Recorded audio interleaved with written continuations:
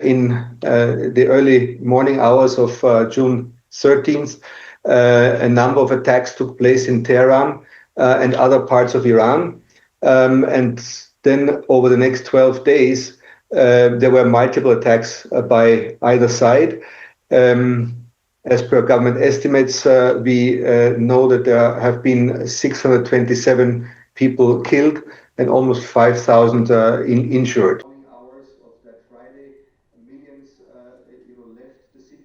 In Tehran, we could very clearly observe that, of course, from the first morning hours of that Friday, millions, left the city, mostly towards the north.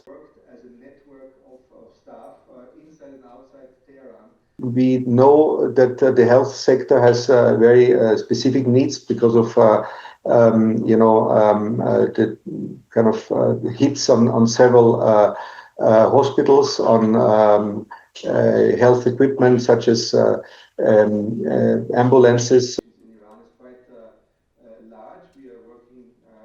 We stayed here throughout the conflict and are now in discussions with the government how to adapt the program to meet emerging needs that are only kind of becoming clear in these days. It's only a few days since the conflict basically has stopped and the ceasefire was agreed upon.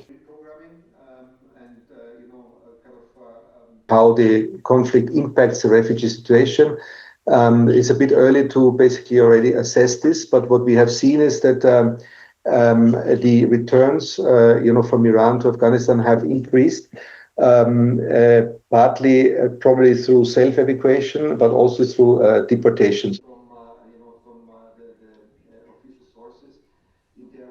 In recent days, with I think the 26th of June being the day where the single biggest number of refugees crossed the border.